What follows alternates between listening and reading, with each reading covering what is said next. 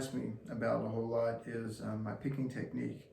In particular, most of them are asking about what they think is my alternate picking technique. But really, it's not alternate picking.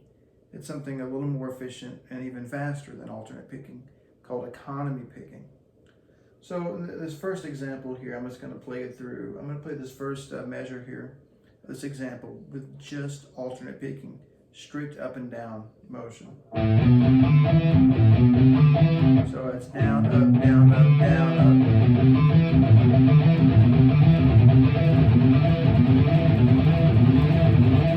As I speed up, there's kind of like a tension that starts to creep in with the playing as you play alternate picking, and you feel like you're in kind of one big burst of energy.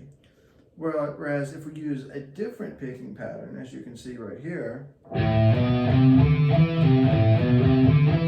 which is down, up, down, down, up, up. And see, as you can see there, it's a lot quicker. It's easier to manage. But more importantly than just being potentially quicker, because it saves motion, because now I'm just going straight to the next string with the straightest path I can with pick strokes essentially to each string. Because I'm saving that motion, that also means I can play at a tempo for a longer duration, so I have more endurance. So endurance is kind of like a secondary benefit of working things out with economy picking, as opposed to just alternate picking everything. A third thing that you'll notice between just straight alternate picking and economy picking is the fact that the economy picking has a smoother articulation. So as you alternate pick up and down, faster and faster,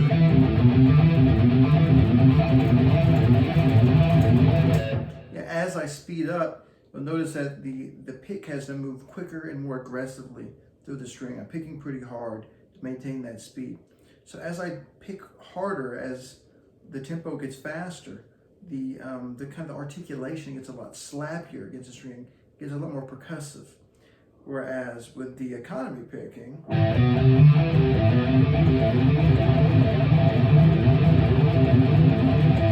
it stays pretty smooth. And the reason is because of those single stroke motions through two strings at a time. Okay, so let me just isolate again this one measure and talk about a few more things.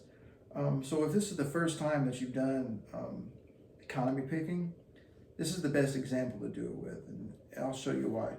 So let's take the first four notes. So down, up, down, then another down stroke, two in a row.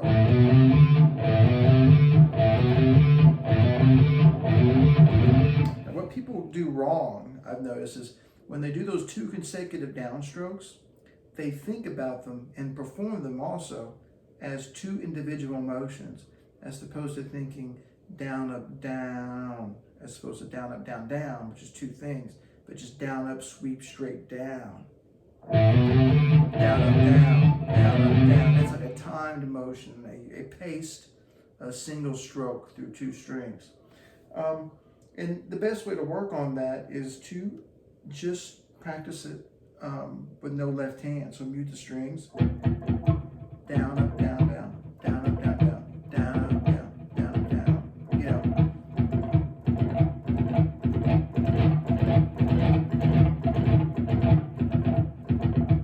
Slow back down. And really try to own in on that last motion, just being a very free down motion. You'll see that I even kind of put my arm into it. I kind of put my weight whenever I have more than one consecutive stroke on different strings. I really kind of like lean into it. Then the same you could practice going up. So you could start on the first note of the A string and go down, up, up, down. So it'd be like the third, fourth, or the fourth, fifth, sixth, and then back to the first note. The first four, and the last four, the fourth, fifth, sixth, and first note. So then you try to put them together.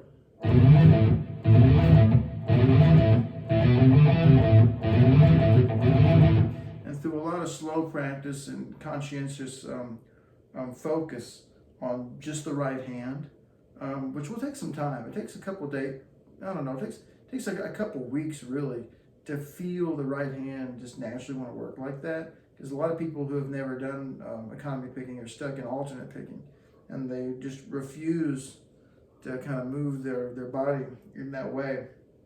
So another thing that you want to practice besides the first four and then the last three and then the first note again is you want to do rotations. So what a rotation is, let's say we have 6 notes, okay? Here's the first note and the last note in a 6-note pattern. And so we play the pattern all the way through, and then we go back to the first note. But what you can do instead is you can shift the whole thing over and start on the second note.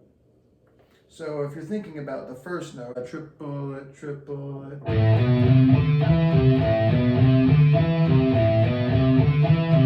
But if you started on the second note, it'd be like this, triplet, triplet.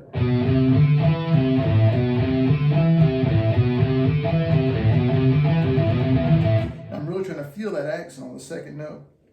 And also with the third note, the fourth note, the fifth note, and the sixth note of the series. And what you'll do is as you play through those, you'll find that you have a couple that you struggle with that don't feel as coordinated. And that's good. You want to work through those until they give you less trouble. And what's funny is when you get back to the beginning, you end up a lot better. Let me just go through those. So it's the first 6 just as it's written. So then if I went from the second, it would be 1, 2, 3, 4.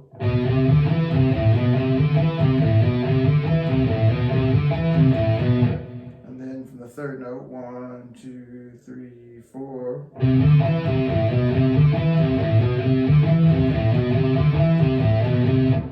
Then from the fourth note, 1, 2, 3, 4.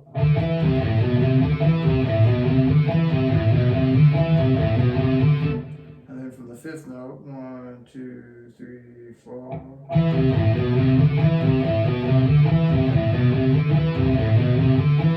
And then finally from the sixth note, the last on the pattern, 1, 2, 3, 4.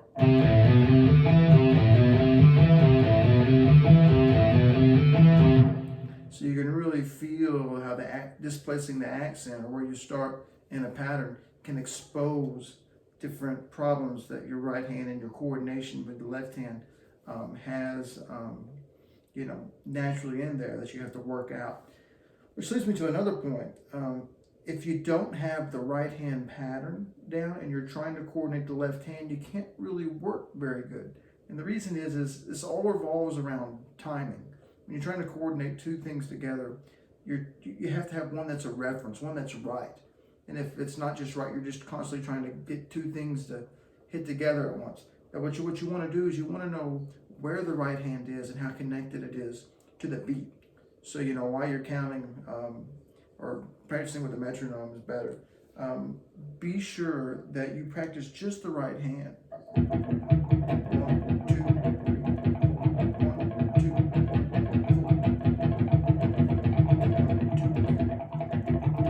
And make sure that's even before you put in the left hand. All right, so I'm just going to go through this pattern at a slow pace, and what it is this example is just that pattern, and we're going to move it up a position in the scale every time we play. So 1, 2, 3.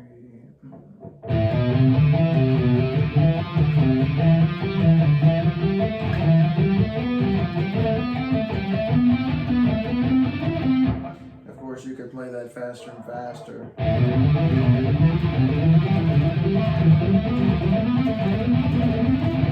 And speed it up more and more.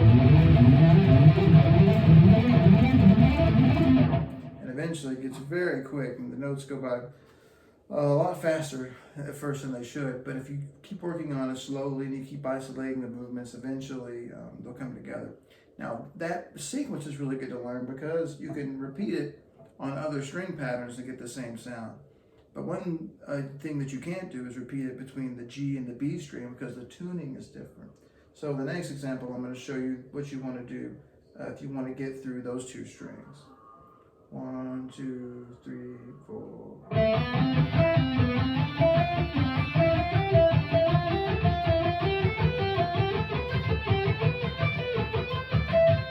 So the trick to that one, I'll break each measure down slowly, is the fingering. So what I did on the first measure is I kind of stretched out 2 and 3 there to get the second and third note. And then when I play the 2 notes on the 5th fret in a row at the end, I'm barring with the 3rd finger, just kind of rolling the bar down so both notes don't ring at the same time.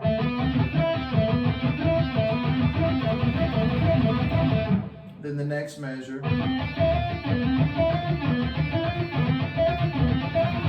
pretty self-explanatory fingering. I'm just shifting up to get the E on the 5th fret. Then on the 5th fret.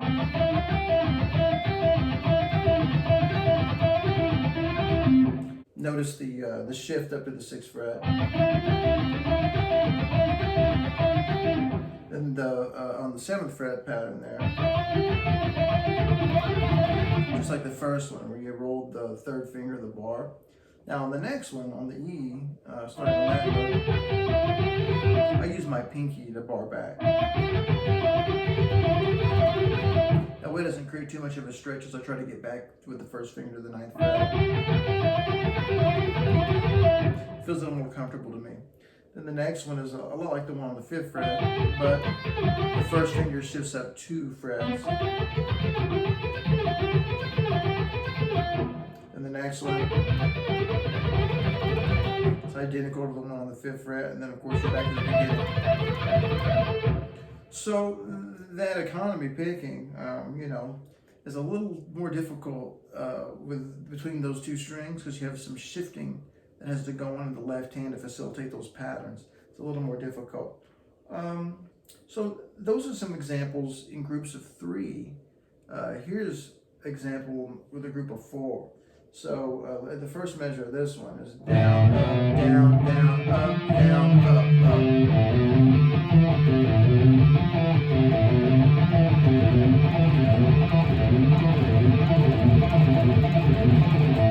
And of course you could slow that down and work just the right hand. You could do rotations of 8 different spots because there's 8 different notes in the pattern, and the pattern repeats itself, of course. So you can go straight up to scale in this one just like you did in the last example.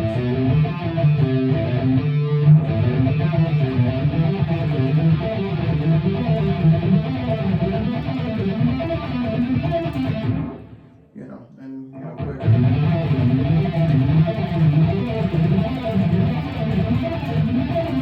So, that's kind of what you're looking for in terms of facility. Because, I could probably alternate pick at that same tempo I just performed at, but I wouldn't want to because it'd be hard and I'd get tired really quick. And then of course you can do the same thing on between the G and the B string with this pattern.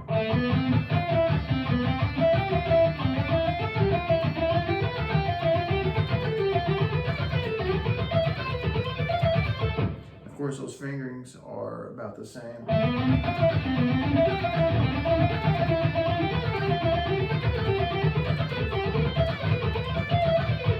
And that's a little easier than the 3s because you don't have to roll or bar any fingers.